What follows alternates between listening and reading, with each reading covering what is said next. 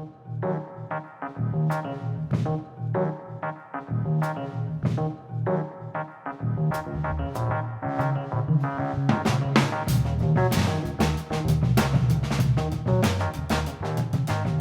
everyone, and welcome to Carpet City Cinema, a Gila Films podcast. I'm David Weaver, just coming in under the wire and making sure we get to you another weekly installment of this program here on Saturday night. Some good news this week. The gentleman, the hookup I have for scanning prints, who was kind enough to scan the print of A Star Shall Rise, which was what we uploaded for Christmas on the Gila Films YouTube channel, the 1950s telling of the Nativity television episode. I'd kind of fallen out of contact with that guy. Unfortunately, just got so busy as I made the transition in careers. And he actually reached out to me, and I was glad he did, just to remind me, hey, I know you had some other stuff we were talking about doing. And shipped him out another print this week to scan. This isn't one that's going to be up on the YouTube channel or anything because it's not public domain. It's a print I have of the 1950s Yeti movie Man Beast, which was directed by Jerry Warren, one of my favorite schlockmeisters of the 50s and 60s. And trying to just ascertain, this print might have some missing footage that isn't in the more commonly available versions. But just glad that we kind of reconnected, because we do have these other prints we've gotten a hold of, such as the Mohawk Carpet Special. And also, I don't know if I mentioned in a previous episode, I stopped at an estate sale in Amsterdam, and they had a whole bunch of 8mm films. Some of them were commercial stuff, like the old Castle films that you used to be able to buy back in the 40s and 50s, like Popeye cartoons or Abbott Costello skits or whatever you might find. But they also had some home movies, and they were asking quite a bit of money for them. So I couldn't just, go in and swipe them all, but I did notice that one of them said Chamber of Commerce on it. And I was like, oh, maybe this is something from Amsterdam or from Montgomery County, which is the county that Amsterdam is in. And so that's another thing I'd like to have scanned. Long story short, I have reconnected with this guy who's really good about this, because he scans the stuff and then he gets to keep a digital copy for himself. And then he ships the print back to me and shares that transfer with me. And then I can use that for some of this more locally oriented stuff to upload that onto the YouTube channel. And also because I apparently have brain trauma and can't remember anything, I don't know if I mentioned that I also picked up another Christmas episode from the same series, Family Theater, that we took that Christmas episode from prior. I found another Christmas episode of that show, a print online, 60mm print. And so I'm hoping that he'll be down to scan that as well. So more of that will be coming through the pipeline soon. And other tangentially, kind of 2 degrees of separation, Gila Films news. So Last Frankenstein, of course, we were very honored to have Richard Dix in our cast. And as we've talked about many times, veteran cult movie actor, whose father was Richard Dix, the popular leading man of the 1920s through 40s. And big new title announcement in the legacy of Richard Dix was just dropped by Indicator, the boutique label Indicator. So Indicator had released a series of box sets of film noir movies made by Columbia Pictures, appropriately titled the Columbia Noir sets. Columbia Noir volumes 1 through 4 were what they came out with first, and they were just a mixer of 40s and 50s film noirs made by that studio. Then they did volume 5, which was specifically Humphrey Bogart movies that were made at Columbia. And at that point, it sounded like this is going to be the end of the line. No one's come out and said it, but a lot of the labels that have tried to do business with Sony, which is the owner of Columbia, the Columbia Library now, they've kind of run into some problems. Historically, Sony wasn't really willing to license out to a lot of labels. They licensed out to Criterion because who doesn't? No one says no to Criterion, and they licensed out to Mill Creek, which of course is a budget label. And their stipulation was that if you wanted to license any of their product, you had to use the master they provided. So, say you want to license a movie and it's owned by MGM, and they don't, and you want to put it out on Blu-ray, and they don't have a high definition master of the film. Well, you could, work something out with them to pay to create a new high definition master. Send the film elements to a lab, have that scanned, and work out the financial aspects of it in your contract. Maybe you wouldn't pay them as much money up front because you're kind enough to create this new high definition master, which they'll be able to use themselves down the road. But there were two studios that insisted on doing their own high definition masters. So if you wanted to get something for them, license the title that they had, and there was no high definition master of it yet, that's just too bad. You didn't matter if you wanted to pay them to create a new one; they weren't going to do it. They want to keep it all in house so they can kind of keep an eye on quality control. And those two studios were Fox and Sony. Now Fox, of course, is now, since then, it's been bought by Disney, and they really aren't licensing much out anymore. So I don't know if they ever do open up the gates again to their vaults. That was a double. I think I just mixed up metaphors there. But anyways, if they ever do allow people to license their titles again, I don't know if that policy will still stand or not. But Sony is still sticking to that. So, and that's why Mill Creek, which again is came on the scene as a very much a budget company. They were known early on for just releasing sets of public domain titles, 50 horror movies in a set, 50 science fiction movies in a set. But then they kind of started, up their game when they started doing deals with some of the, bigger organizations, and they were able to take all these movies from Sony and just drop them on a disc, no extras, no bonus features for the most part early on, and just charge $10 for it and use the master that Sony had. And the only boutique labels outside of Mill Creek and Criterion that could really crack the code and make it happen with Sony was like Twilight Time back in the day when they were still bustling, and a lot of the other studios they couldn't. They just couldn't get Sony to be willing to license to them. Some companies are more difficult that way. Warner Brothers is notoriously difficult to license from. Now, again, they've done stuff with Criterion, and they've done some stuff with Shout Factory, because I believe there was someone at Shout Factory who kind of had an in with someone at Warner Brothers, and that just worked out well. Other companies like MGM is very open to letting you license their product. But Sony was one of the more difficult ones, and it seemed like they were finally starting to warm up. Arrow was able to make a deal with them, Arrow Video. Indicator, of course, Indicator was a company started by former Sony employees. So, right from the jump, they were putting out Sony product. And more recently, Kino Lorber finally was able to get a deal going with Sony. And so there was a lot of excitement that, okay, even if they're still sticking to their whole, we want to create the masters, and you can't, you have to use what we provide you. At least they're allowing a greater amount of access to what they had. And just to be clear, their high definition masters, the quality of them is good. That's not really the problem. It's just there's a lot. They have a lot of product in their archives that don't have high definition masters, and that companies, some of these boutique labels, would love to get a hold of these titles and even pay for the new masters to be created, but it's just not an option. So everything looked like it was improving on the Sony front, and then things started to get a little wonky. Indicator, they started to put the brakes on their Sony output. They were relying more on other studio deals. Kind of a sign of things falling apart was when they had licensed the film Ishtar, which is, of course, the big budget, infamously big budget box office failure from the 80s with Warren Beatty and Dustin Hoffman, which in retrospect is generally considered much more favorably now. And Indicator had licensed the movie, wanted to give it the full-blown treatment and really chronicle the whole history of the film. And then basically Sony came back would not approve any of the extras, and so they were left with we're either going to have to release this bare bones or not at all. And they had already built up this reputation as a boutique label that wouldn't put out editions with all the bells and whistles. So they were like, we're just going to drop the title and we'll switch out with something else. And then it wasn't long after that it seemed like they weren't releasing any more Sony product. And they even said after the Volume 5 of their Columbia Film Noirs came out, the one with Humphrey Bogart, they said, this is probably it. We're probably not going to have any more of this series. And before you knew it, they started releasing box sets of Universal Film Noir. Universal being another studio like MGM that's very, very willing to play ball with you and let you license their stuff.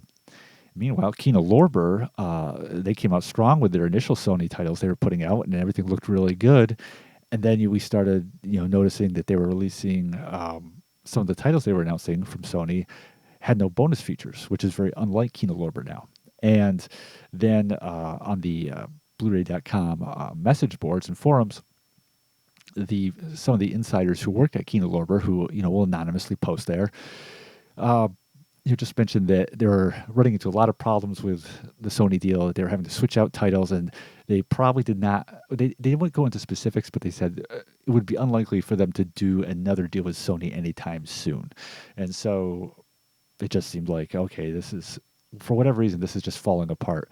I've also noticed that even down in Australia, the Imprint Films label, which is a killer label, and they've released a lot of Sony product, more and more of their Sony titles that they've been putting out have no extras, no bonus features. And my assumption is that this is coming from Sony, that either they're not allowing you to create new extras, or they're being so strict about what you can or can't do that it's making it difficult to even create new extras. And so things look dim for a new Sony product coming out. And the wild thing about Sony is they will self-release stuff. So they've been doing this series of box sets, the Columbia Classics box sets, and there'll be like 6 movies in each set. And they're in 4K, and they have crazy extras, and they're really expensive box sets. But they really do put a lot of incredible content on those. They also will, every once in a while, just randomly drop the most out of left field title on Blu-ray in their library. Like they just randomly put out Rock Around the Clock like a couple months ago, which, it definitely has a cult following. It was, Bill Haley and the Comets were in it. It was at the whole onset of the rock and roll in film era, but still just to randomly put that on Blu-ray, really no big press release, no extras. It was just kind of weird. They would do that every so often, some random 30s mystery B movie or something like that. But glad that they're putting them out, not complaining, but it was just really kind of out of left field. So it was really surprising the other day that I got the email on their mailing list, and their email about their upcoming releases, and it was a new volume of Columbia Noir. And they were very quick to tout the Columbia Noir is back. So they are releasing a volume 6 of Columbia Noir, and it is the complete all 8 of the Whistler films. So, if you're not familiar with The Whistler, allow me to entertain you. So, it started out as a radio show. I'm a big fan of old-time radio, as I've mentioned before in this podcast. And The Whistler had a pretty good, healthy run, 1942 to 1955, very popular. And The Whistler was this kind of, anonymous character who narrated the proceedings. And it was kind of like an anthology show. Think of it like The Twilight Zone, but instead of Rod Serling as the host, there was this character called the Whistler. And it's very much in that vein of like the Twilight Zone, One Step Beyond.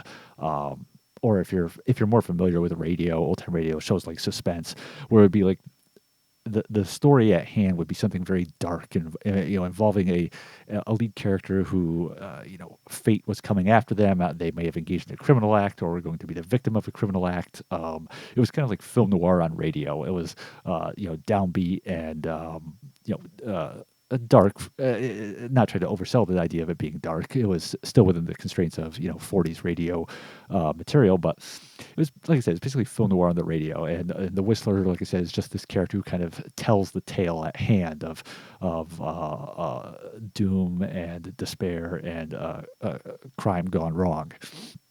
And so in the 40s, they decided to make this as a series of films. This was a thing back in the day, in the 30s and 40s, where studios would have film series. For example, MGM, they had the Andy Hardy films and the Dr. Kildare films, and Columbia, before this even, had the Blondie movies. And over at Universal, they were making the Sherlock Holmes films with Basil Rathbone. And, you'd have these film series where the movies would run between 60 and 75 minutes long, and, recurring slate of actors playing these same characters. And they had the the production values of a studio piece, but obviously at a lower budget. It was still like it wasn't. It was still kind of like they're more B material, but not. I'd say like B plus material, right? It wasn't like they were totally going like Z grade on this, but they were kind of able to benefit from the assembly line nature of the studios, and because the studios back in this time period also owned the theaters. Like this was at a time when studios controlled not just production but also distribution.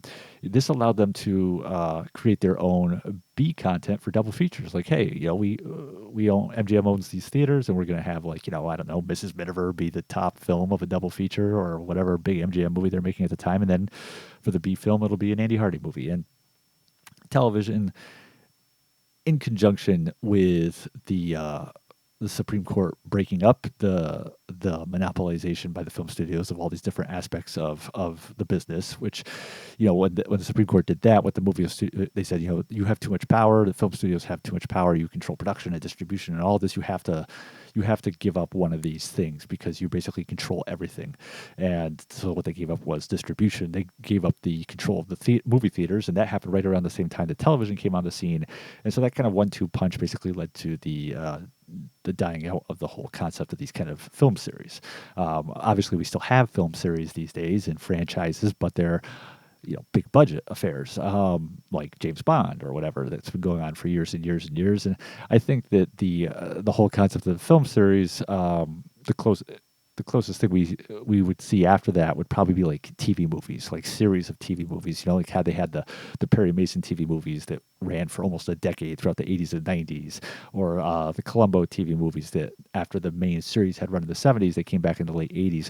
And those kind of things were kind of more reminiscent, even though they were made for TV, they were kind of reminiscent of the old film series, B series. So The Whistler ran for 8 movies over out of Columbia from 1944 to 1948.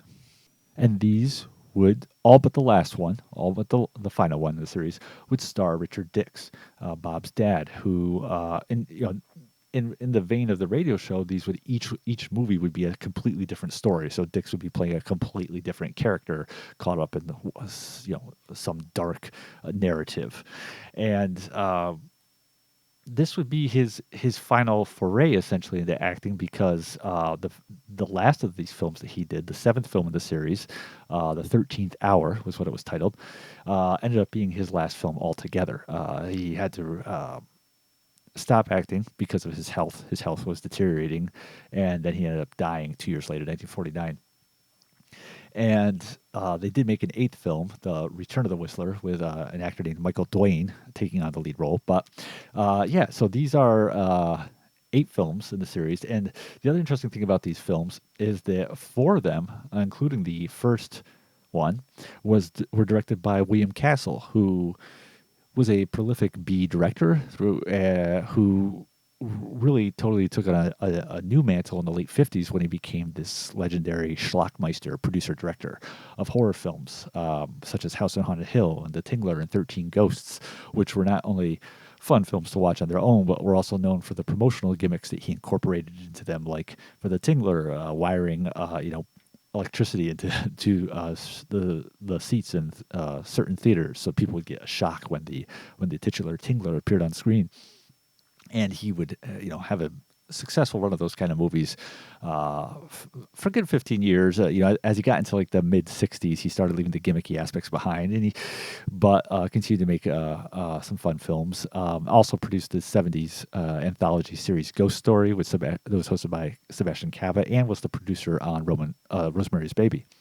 But a lot of people look to the Whistler films and his involvement with them as kind of like the testing grounds for his involvement with horror later on. And they're very well regarded movies. I have only seen the first one, and that was a while ago, which is titled just simply The Whistler, and starred Dix, and also Gloria Stewart was the leading lady in that, the old Rose from Titanic many years later. And the great thing about these two coming out on Blu-ray in this box set is that in the U.S., these have only been released on DVD, and only 7 of them have been released on DVD. The second film in the series, The Mark of the Whistler, which was also directed by William Castle, has never had any kind of U.S. Physical media release. The reason being believed to be because its story was taken from something by Cornell Woolrich, who was a really famous author whose works were adapted into many well-known films noir, such as Rear Window and The Window and Night Has a Thousand Eyes. Those were all based on Cornell Woolrich stories. So it was believed that there was some kind of licensing issue preventing a physical media release of this movie. So you couldn't even get the whole franchise on DVD in the U.S. But now all 8 of them will be on Blu-ray. It is a UK-only release. Indicator is a label that started out of the UK. They also have a US wing. But this is a UK-only release, which could mean that that situation still has not been sorted out with Mark of the Whistler in U.S. territory. Or it could just mean that someone else is going to be putting it out. I can see like Mill Creek doing that. But this is really exciting news. It's really great to see this really important chapter in Richard Dix's career finally get recognized, and in William Castle's. I just love this kind of stuff. I love these kind of B films that are kind of like borderline. They're like genre mashups between mystery and suspense and noir and horror. I love the Sherlock Holmes movies that Universal put out at this time, especially like they did. So they were. We'll get into this, I'm sure, at some point. We'll do a whole Sherlock Holmes run, but there were 14 Sherlock Holmes films with Basil Rathbone and Nigel Bruce. The first 2 were made at Fox in 1939, and then Universal picked up the series in 1942 for the last 12. And like, I enjoy them all, but the middle of that run of 14 films, there's like about 6 of them right in the middle that are very much really drilling down on the horror aspect and the suspense aspect, and they're just a ton of fun. Really great movies. So really happy to see this stuff coming to light. In terms of film series, it's actually interesting. The Blondie series, which I mentioned earlier, which was a very long-running series. That film series ran from 1938, was the first movie, all the way to 1950. 28 movies. And it's a highly requested title for a physical media release. And unfortunately, that one's tied up because the rights are the whole issue of who controls the rights and who controls the elements. It's all muddled up because Sony, I'm guessing, still has the film elements because Columbia Pictures made them, but the creators of Blondie, and I'm not sure whether it's the actual estate of the actual writer who created Blondie or it's the company that published the comic strip, but one of those two, they have a controlling interest in those films, so they've never really gotten a home video release.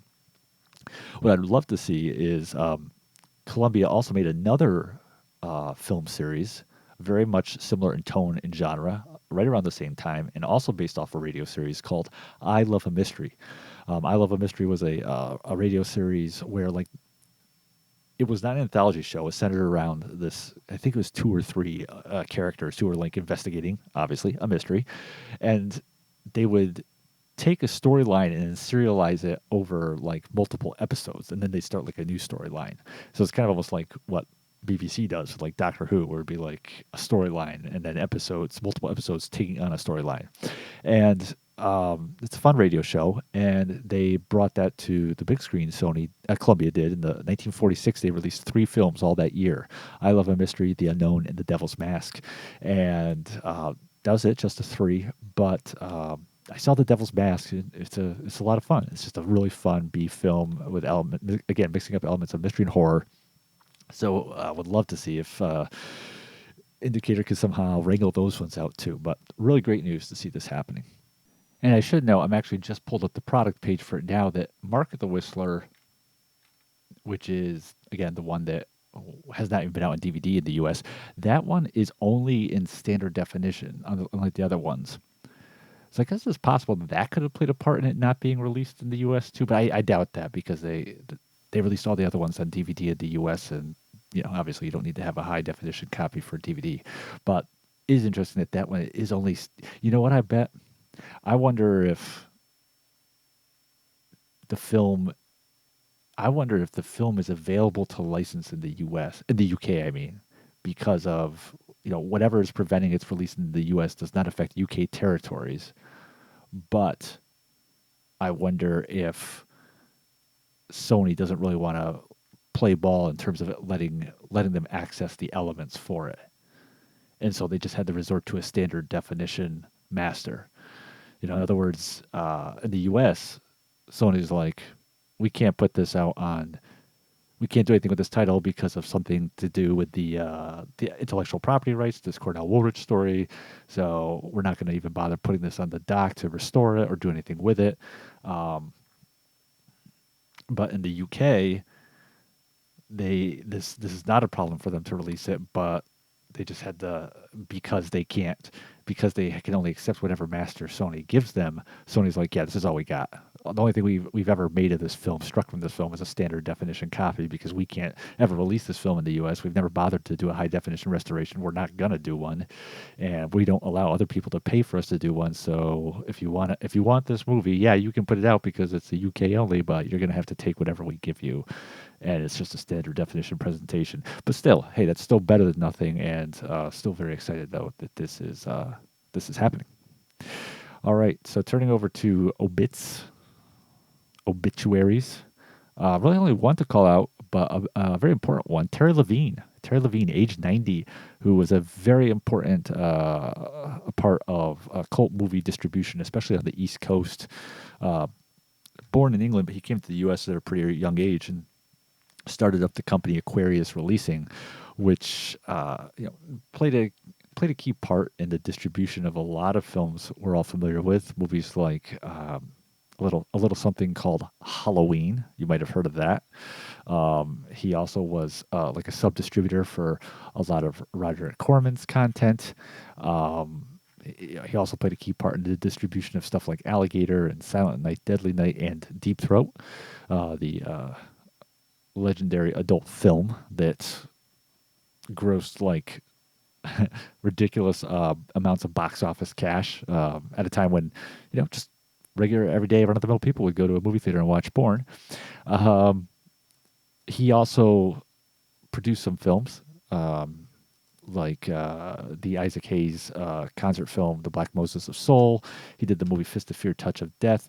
But what he is best remembered for, apart from all that, is he's the guy, he took a group of a handful of these exploitation films and totally rebranded them and got them their U.S. release. So he's the one who took Lucio Fulci's The Beyond, classic film The Beyond, retitled it Seven Doors of Death, released in the U.S. He took Umberto Lenzi's Cannibal Ferox, retitled it Make Them Die Slowly, released in the U.S. And he's the one who took Zombie Holocaust and really kind of re-edited the film and messed around with it and released it in the U.S. as Dr. Butcher, M.D.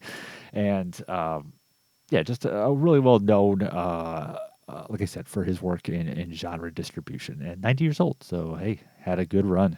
And was still active pretty recently. I know that Seven Films, which has released the Dr. Butcher, M.D. / Zombie Holocaust, they had interviewed him for their recent documentary on Bruce Lee exploitation films. So it was very active up even till the end, but a great run and an important person for us genre fans. All right.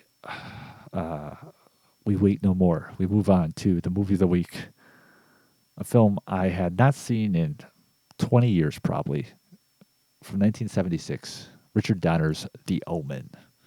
Yeah, I had the box set. So Screen Factory put out a box set of the Omen films. Which, if you're not familiar with the way the franchise works out, it was The Omen came out in 1976, followed by Damien Omen 2 in 1978, followed by The Final Conflict in 1981, followed by the TV movie Omen 4: The Awakening in 1991, and then the remake in 2006. And Screen Factory had put out a box set of all the movies, and it was just sitting there sealed on my shelf. I had watched the first one, like I said, it was a couple decades back, and it was kind of a distracted viewing experience. I was watching with someone else, and it wasn't really the best way to watch that movie. And I just really wanted to dig into it and really finally have a chance to sit down and really kind of gauge how I felt about it. I remembered obviously key parts about it, having seen it, but I really didn't feel like it was the right way to get the proper impression of the movie. And so sat down with it and finally checked it out. And so if you're not familiar with The Omen, because you don't ever watch movies, the premise is that it stars Gregory Peck as the U.S. ambassador to Great Britain. who's got a wife, played by Lee Remick, and a child named Damien, a son named Damien, who he is being warned is going to be the Antichrist. Which, if you haven't kept up on your book of Revelation from the Bible, um is basically, the biblical equivalent to Bizarro of if you're looking for some comic book comparisons, he's the bad version of Jesus, who's going to basically unite the world under one evil rule, and this will basically be something that happens before the return of Christ, and total global spiritual warfare and all that kinds of stuff. And in the context of the mythology of the Omen, the movie, he is the son of Satan. Whoever the Antichrist is, if he exists, he is the son of Satan.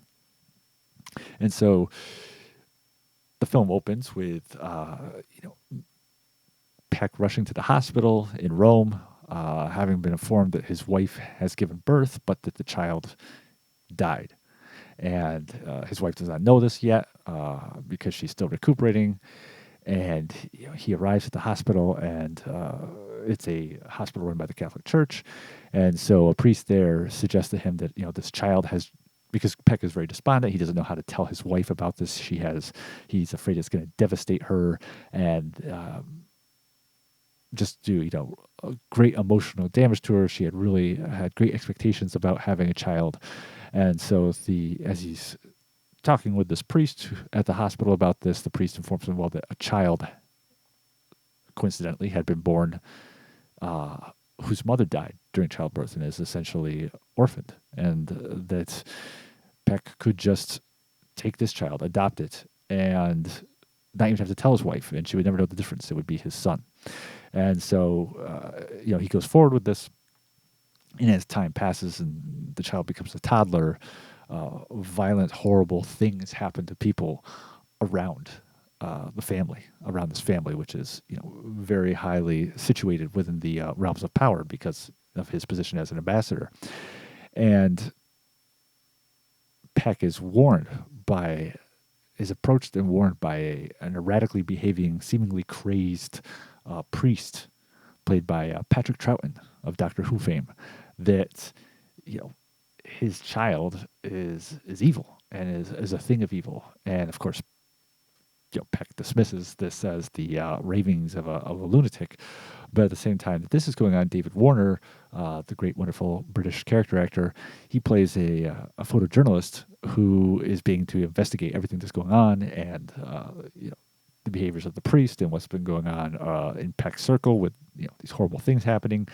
And he starts taking this seriously and trying to bring Peck over to realize that this may actually be happening. There might be more going on here than meets the eye, and there really could be supernatural things at work. So the whole subgenre of horror films about killer evil children is something that never quite appealed to me as much. It's something that I find more difficult to engage with. I think the issue for me is that a lot of the pull around these kind of films is the idea that you're supposed to have this contrast between the innocence of a child and the horror of what they're doing, and that's supposed to be what's disturbing. And I think that I've always been very cognizant of the fact that children are capable of evil. I would never really view children as innocent as much as they are just unformed, and unfortunately, that's how we end up with child soldiers over in Africa and the Hitler Youth, and children committing all kinds of crimes. It's just it's unfortunate, but it is what it is, and I think that that's something I've always been so aware of, that just that I never found films about horror films centering around children as particularly like, oh my god, that's so freaky. Same thing with clowns. Which is kind of like for the same reason. Like, I get the whole idea of clowns, the creepy clown. It's an adult basically dressed up in this garish makeup, and it's interacting with kids, and the whole context around that, how that could be freaky, and especially in the post John Wayne Gacy era, but also like I get it, but it's also not something that's been like, oh man, that really is disturbing. I've never really bought into that.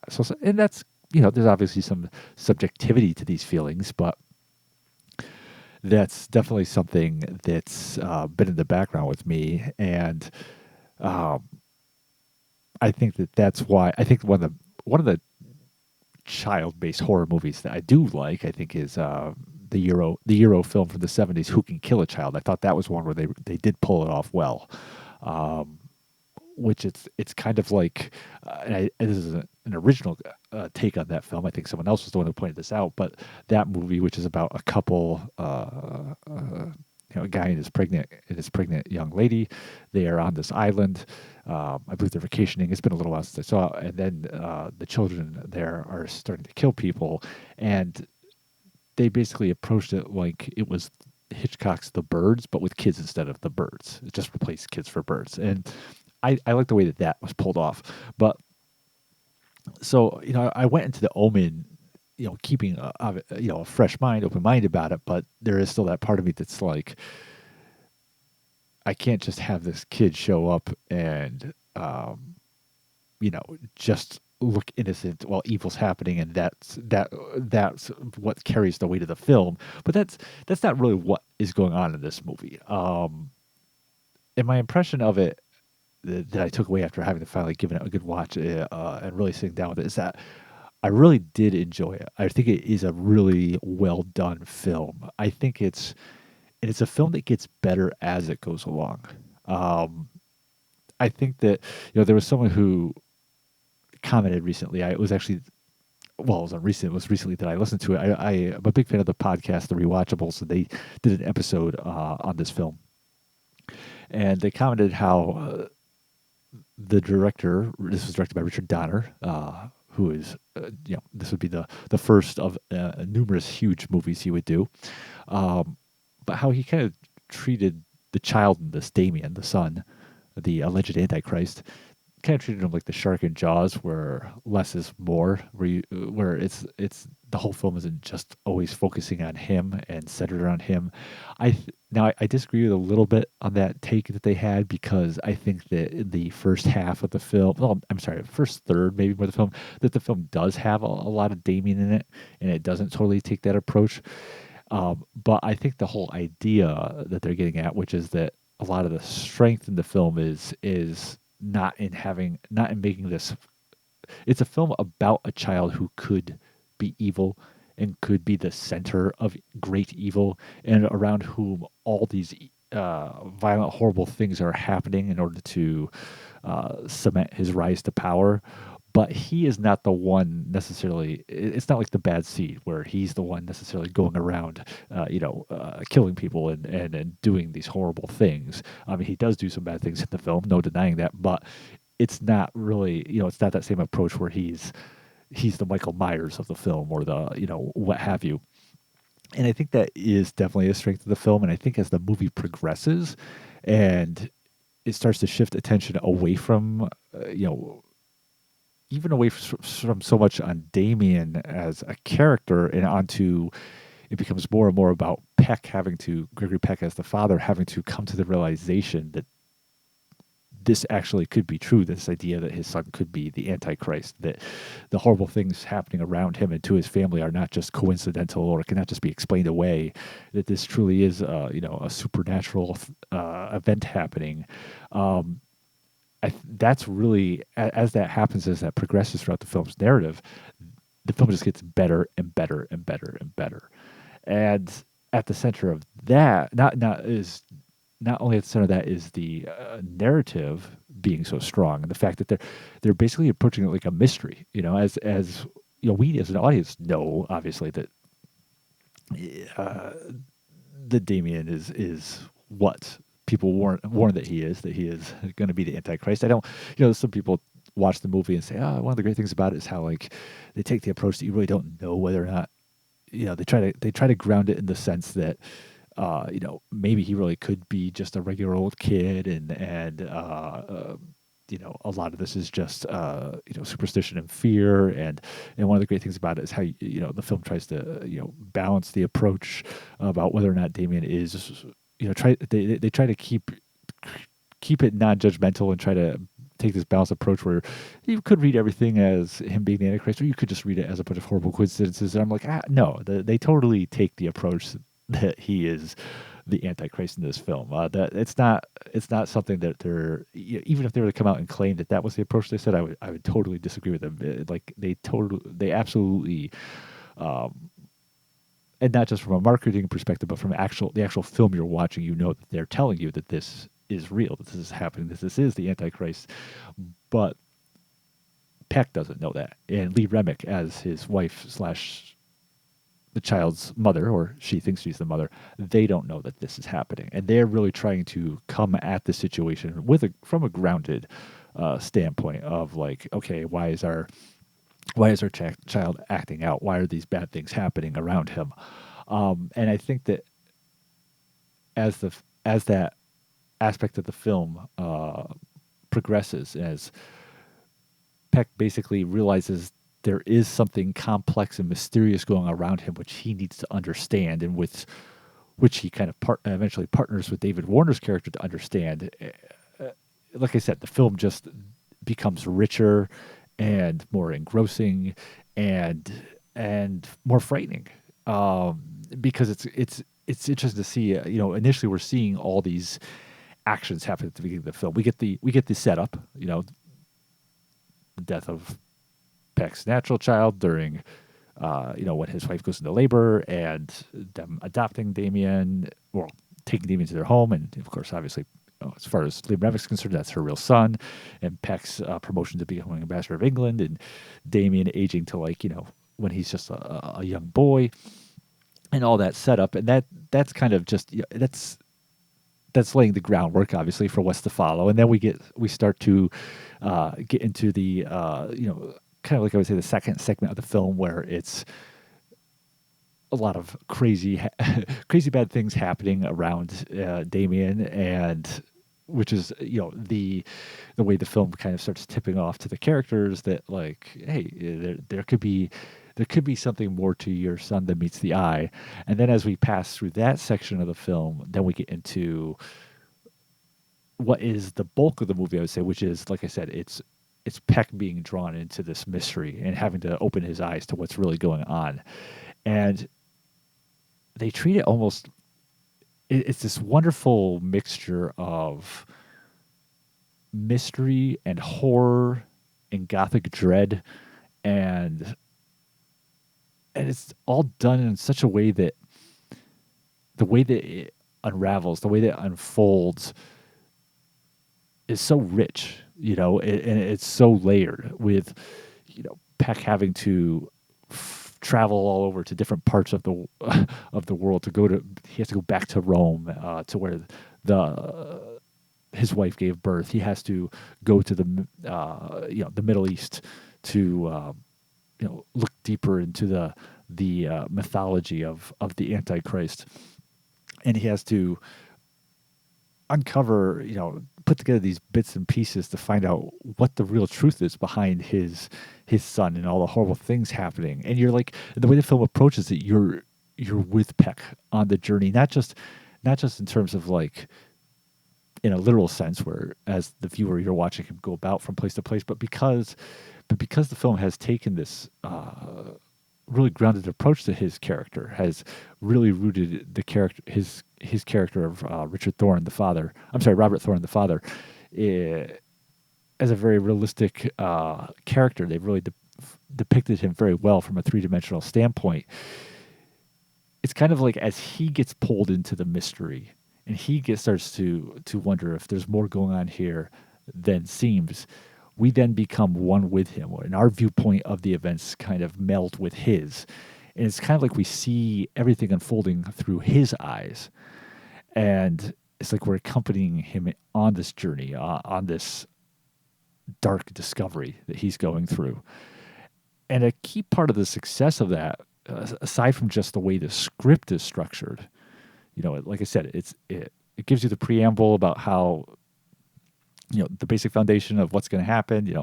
Child dies at birth. We switch it with kid evil, and then it starts hitting those beats of things are getting crazy. People are, there's Rottweilers showing up at birthday parties and people committing suicide and just horrible things happening, and Damien's freaking out and animals are freaking out around Damien. It's hitting all these points to let us know as an audience, let the audience know this kid is the Antichrist, while at the same time these actions are also serving to make the parents wonder what's going on with my kid. So it's step one with the script structure, lay the foundations. Step two, let the audience know what's going on, that this kid is evil, he is the Antichrist. And then step three, the rest of it is Peck becoming aware of what's really happening. So definitely props to screenwriter David Seltzer and to producer Harv Bernhard, who also worked on the script, for building that structure out and setting it up like that. But also a huge part of the success of this approach is Peck. It was brilliant casting to have him play the father. And a lot of other actors were approached. Roy Scheider was really considered for it. Charlton Heston was made a firm offer. William Holden, who ended up being in the second film, playing Peck's brother. Dick Van Dyke, actually, talked about it in an interview with Larry King, how he was approached about it and turned it down because of the violence. And those are all, of course, great actors, and I think there's a lot of potential there. It would be interesting to see their interpretations. I think it would have been really fun to see Heston in that role. When you think about the kind of like the dark genre films he was doing at that time, the downbeat ones like Soylent Green and the Omega Man. But by and far, Peck was 200% the right choice for this. And it's not just because I think it would be easy to say, well, because he plays the definitive dad in To Kill a Mockingbird, and now he's, playing the father with the evil child instead of in To Kill a Mockingbird, where in To Kill a Mockingbird, he's a single father raising two kids and helping them enter into their teenage and adult years with a firm sense of integrity and morality. And the OMEN is flipping that around, where it's there's nothing you can do to prevent the fact that your child is evil. I mean, that's kind of like, that's true, but it's really what Peck brings to it isn't just that contrast between his image, his known image as an actor and the proceedings of the film. It's like I said earlier, it's how grounded he makes his character. His performance in this film, it's one of my favorite Peck performances because he brings such restrained nuance to his performance, to his reactions to what's going on in his world around him. All these bizarre, violent things are happening. And because he's not someone who's, he's not in on the script, obviously. He's a character within the real world of this movie, but he's not someone who's in on the fact that his son is the Antichrist. He reacts in a very realistic way. Some of these violent things are happening. They're just coincidence. Some of these violent things that are happening. These strange, bizarre things are happening. They're just, they're just inexplicable. But he doesn't react within the film like a character who's seen a bunch of horror movies and is looking for something bizarre around every corner. He reacts exactly like a father. And a husband would react, concern for the safety of his family, concern for what might happen in the future, while at the same time, the pragmatism of someone who also has to carry on their position of great responsibility as this, very, very high-ranking political figure. As we watch the film and we see the Lee Remick's character, the wife, the mother, as we see her start to become worn down by all that's happening, we just see Peck's character respond with such realistic tones of warmth towards her and concern for her well-being, concerns for her mental and emotional health. I mean, just every choice he makes in body language, in delivering his lines. It's just all about making it. It all serves to make his character, and by extension of that, the situation, seem 200% realistic. And that's the anchor. That's the weight that holds the film down. And I don't mean down in a bad way. I mean down in a good way. It's what keeps the film, which this would still be very entertaining, don't get me wrong, but it would be easy for this film to go off into almost like comic book territory of, when you think of all the bizarre things that happen in this film. Uh, there are some very famous death scenes in this movie, so I don't think it's really spoilers. But when you think about some of the death scenes in this movie, the famous decapitation and the famous impaling and the suicide, and just the whole fact that the film is dealing with stuff that to a non-religious person might seem insane, like the whole idea of an antichrist and of Satan having a child. I mean, these are really outlandish ideas to the layperson. It'd be very easy for this film to kind of go off the rails and become almost comic booky or ridiculous.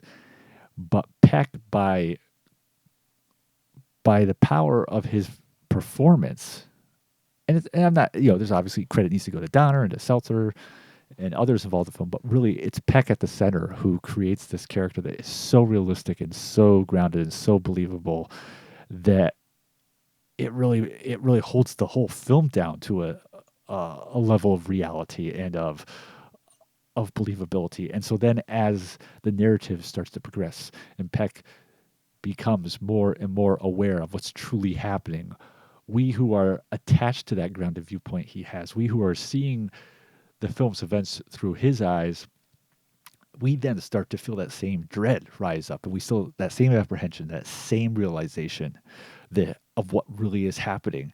And we also start the film has such a great tone of hopelessness about it that grows as the film progresses. Because first off, we're just seeing character after character who is closely associated with Damien dying horrible deaths. So, we're getting to the point as these characters are being whittled off where we know we're getting closer and closer to the characters we identify and care about the most in the film. We know that if this prophecy of Damien is true and that this does not forebode well for the rest of the characters in the movie, for Peck or anyone else. And we also know as an audience member that we're watching a horror movie made during a time when in the 70s when films weren't afraid to have these kind of really dark endings and hopeless endings. All that works together to as the film progresses to really build up this great sense of despair, which is enjoyable. It's enjoyable despair in this because that's what you want. Like it's what you want to take away from viewing of this film. It's not an MGM musical. I don't need to watch this movie. I know some people are like, oh, I want to watch a movie to be entertained. Well, it is entertaining, but it's also like it's a movie that if it can't make me feel,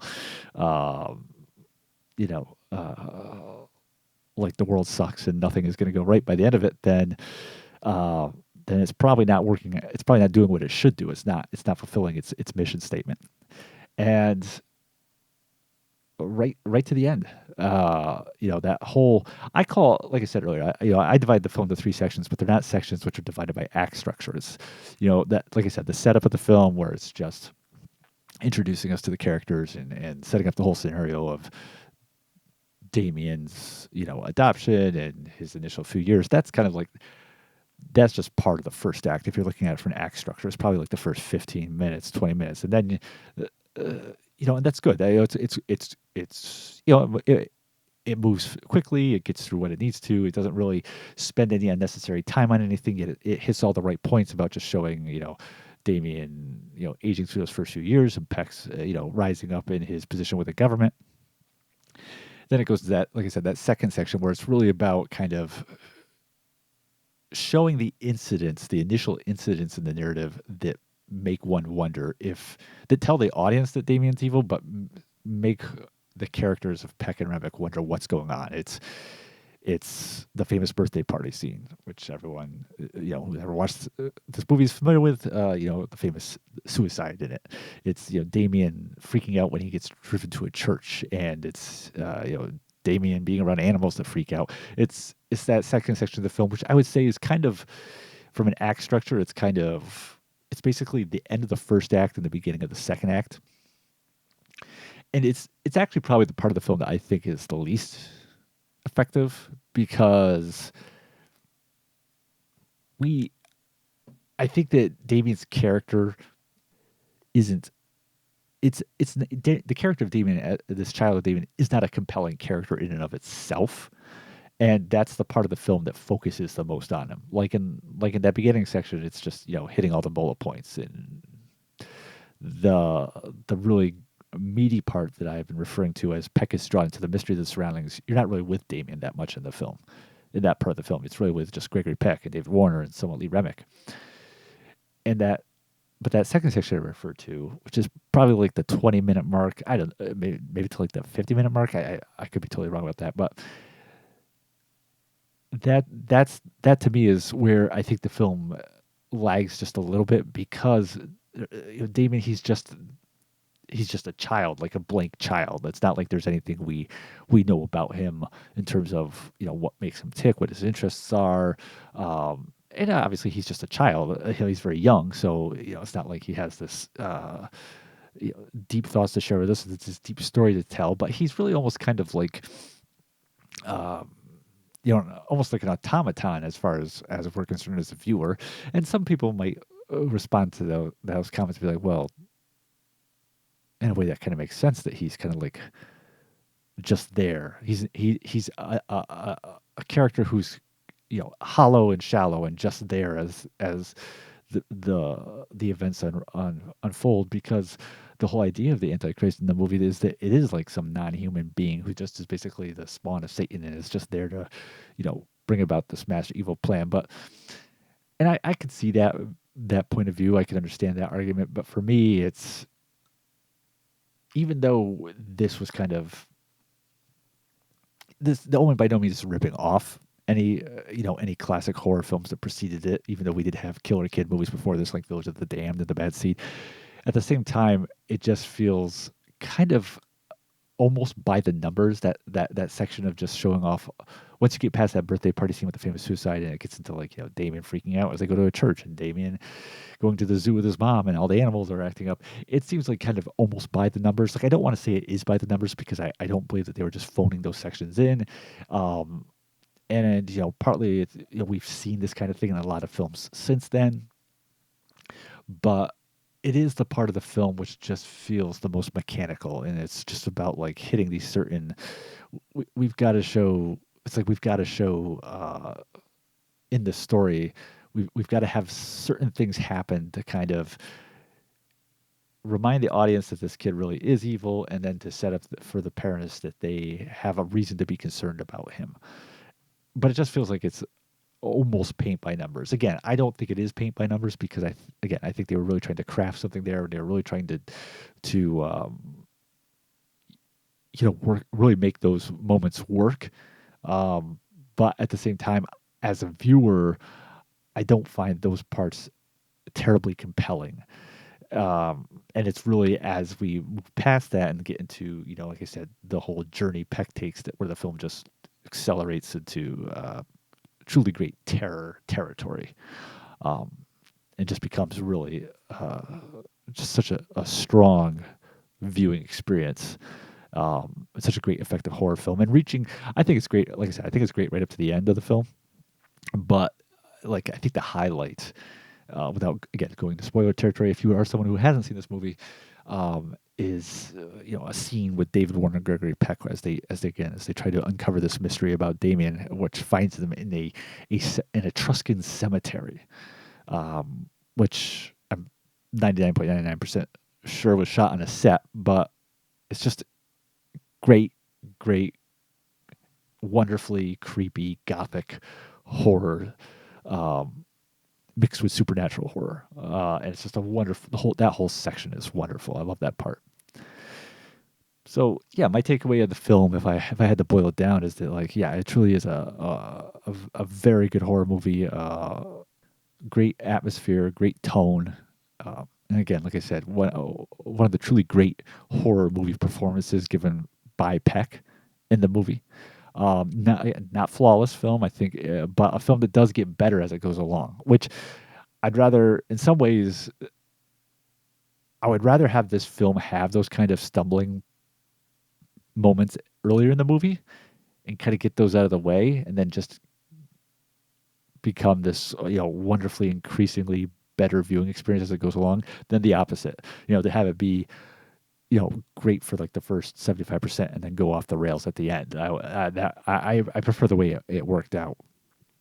One other criticism I do kind of have about the film is Lee Remick, not her performance. Love me some Lee Remick, but her character is kind of not that really well developed as the wife slash mother. I just felt like a lot of her character is telegraphed to us. Like we're basically told that she's uh, you know a loving mother and really cares about Damien and is a wonderful wife. And yeah, the film uses a lot of shorthand to communicate to us the important points about the mother, about Lee Remick's character, without allowing us ever to really kind of get inside her mind and really kind of get behind her viewpoint the way we do Peck's. Um, and some of that is that I mean, you look at the movie; it's just under 2 hours, and it really doesn't waste a lot of time. There's not like there's a lot they could trim out to give more time to Remick's character. Um, so that might have been kind of what they, as filmmakers, were wrestling with was uh, how to kind of give her, how do we give her that same kind of three dimensionality that we did to Peck without making this film even longer. I think there was a way to do it, and I don't think I don't think that they totally really sold me on her character as being as well fleshed out as Peck's. She just seems more like a symbol. Um, she seems almost her character seems more like a stand-in of like classic good mother slash good wife, classic loving mother, caring mother slash loyal wonderful wife. And she's given some actions and some dialogue to reinforce this, but again, the script never gives us the time to really get behind how she is viewing the proceedings in a way that really makes us attached to her character and kind of be one with her character's apprehension the way we do with Peck. And again, that's not a hit on Remick. It's a flaw within the film, and it's I guess its overall end product, its structure, and what they decided to go with at the end of the day. But again, still, it's a very good movie, and that's something that definitely stood out to me, though. Like I said, the Richard Donner directed this. Up to this point, I mean, he had done some feature films before this, but nothing really that had really been too noteworthy for him. I think the biggest movie he directed before this was the spy comedy Salt and Pepper with Peter Lawford and Sammy Davis Jr. I mean, but he had done a lot of TV work and a lot of highly respected TV work. He had done the famous Twilight Zone episode with William Shatner, Nightmare at 20,000 Feet. He had done the acclaimed TV movie Sarah T, Portrait of a Teenage Alcoholic, which starred Linda Blair, coincidentally, of The Exorcist fame. But this is the film that would put him to the top. The movie would become a huge hit. It was made on a budget of just under $3 million and ended up grossing close to 61. And this is 1976 money, so it was a huge hit. And of course, right after this, Donner did Superman, and then it was off to the Goonies and Lethal Weapon movies, and just on and on. A great career that he had. Interesting to note too, it's the only film that ever won an Oscar for Jerry Goldsmith, the iconic, legendary composer who he took home the best music score for this best music Oscar for this film, and also was nominated for best song for Ave Satani. But it's just kind of crazy, like that. There's certain musicians like this. Elmer Bernstein's another one who had an incredible filmography of film scores that he had done. Movies like The Magnificent Seven and The Great Escape and The Shootist, and only won one Oscar in his whole career. Again, we've talked about this before with Oscars. It's depends on the year, depends on the politics, but it's just kind of crazy to think about these people who, because it's different than like actors, right? Like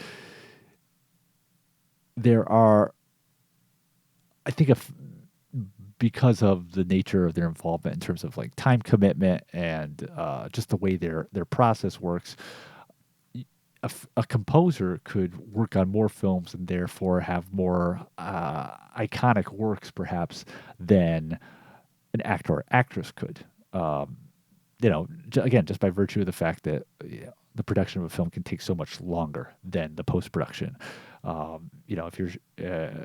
If you're shooting films that take, especially epic films, that might take 4, 5, 6, 8 months to shoot. That might be your only film for the year as a performer, and might be the only film for 2 years if you need time to just take it easy after that. Versus a composer who can, obviously needs time to work their craft, but whose average time commitment is much less than that and can move on to other projects. So when you think of certain performers only who have this crazy bodies of film work, but might only have won 1 or 2 Oscars, that's a little more understandable than a composer who has just a ridiculous filmography and such a long career as Goldsmith does, and then only takes home one of the statues. And also, like I definitely think his work is to be commended on this film, but I don't think it's like his best score. I love Jerry Goldsmith. He is his scores always have something just off center about them in terms of like they just have a different sound. They almost sound like you're dealing with someone who's just slightly avant-garde in his approach and who's his work always sounds like contemporary. He never sounds like his work doesn't sound dated. It never feels like you're listening to someone who won't grow or change or mature as an artist. It always feels ahead of its time. And it's interesting because even on films that he worked on, that the films themselves aren't necessarily super high regarded, his work is really strong. I remember like watching Hour of the Gun, which is a telling of the shootout at the OK Corral, the Wyatt Earp story. John Sturges directed it. He had directed a movie called Gunfight at the OK Corral in the 50s. And Hour of the Gun came out about 10 years later in the late 60s, and it was kind of his follow-up to that with a different cast. And, it's a decent movie, but it definitely did not land with the same kind of effect as Gunfight had. But, I just remember watching that and just how much Goldsmith's score in that movie stood out. Or Toro, which is the film about Pearl Harbor that came out in 1970 at Fox. It was a big passion project of Daryl Zanuck before he was finally kicked out of the studio. And it kind of really had like a lukewarm response from the critics. I don't think it really did well at the box office at all. And it's considered a decent film. Its reputation objectively is kind of as like, it's fine. It's good. Not a classic, but it's good. But Goldsmith's score in that movie is really terrific. Just like the opening credits and it's definitely the highlight of that film. And again, just looking at his filmography, I've got the old IMDb pulled up right here just so I can kind of get a better sense of it. But this is just like in chronological order. Some of the movies he scored. We got Lilies of the Field, 7 Days in May. And I also should point out that he did some really iconic music for the Twilight Zone, when he was doing more TV stuff. He did the Sand Pebbles, which was again, that's another terrific score he did. That really stands out. Planet of the Apes, the original with Charlton Heston. He did Patton.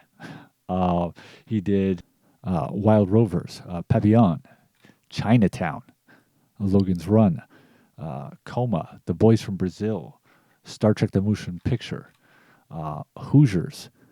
First Blood, the first of the Rambo movies, Poltergeist, Basic Instinct, Total Recall, LA Confidential, Air Force One. I mean, just an insane career. I guess that's all I got to really say. I mean, Oscars are going to Oscar, right? But just what a crazy career that guy had. And, again, incredible composer. I also want to give props out to my man David Warner. Again, another really one of those 300% reliable character actors. Also had some lead roles, obviously, throughout his career. But it just goes without saying, just a wonderful performance he gives as the photojournalist kind of going on this journey with Peck. His hairdo kind of leaves a little bit to desired. I don't think anyone can really easily pull off that Cousin It with a flap cut out in front look. But I love Warner. I love his voice, and again too, is that he is someone who knows how to bring out the right moments of underplaying and being reserved. These are actors like he and Peck know when less is more, and it's again so key to making a film like this, a horror film with such ideas that could be outlandish and moments that could just be over the top, ends up being horrifyingly effective. Is having people in your cast like these pros. So yeah, The Omen, 1976. Good stuff. And now I've never seen the sequels, and I don't know that I feel compelled to watch them all necessarily. That TV movie from the early '90s and the remake, those might have to wait a while. But I definitely am highly intrigued to watch the second one. Heard a lot of good things about it. I'm a huge fan of William Holden, and also it has Lee Grant in it, who's like, I've got a major crush on her, love her. And I guess they are. I know I had heard about this a while ago and totally forgot about it. They've made a prequel movie called The First Omen, which is coming out later this year, and kind of deals with the events that lead up to the introduction, the beginning of this original 1976 movie. Which sounds like it would actually be a really great idea for a film. I watched the trailer though; it didn't look that good. But you can't, don't judge a film by its trailer necessarily. But we'll see. We'll see what happens when that comes out. But yeah, The Omen, 1976. Recommended. # recommended. And that will be it for this week's wondrous installment of Carpet City Cinema. Thank you for tuning in. Please continue to give us your support by leaving us some lovely reviews wherever you're partaking of us, whether it's Spotify, iTunes, YouTube, and just continue to like us on Facebook and follow our posts there. I know it's been a long time since I sent out a Gila Films newsletter. I did send one out this past week. So if you haven't signed up for that mailing list, just head over to the website and partake in that. All right. And I hope everyone has a great week. We'll see you later.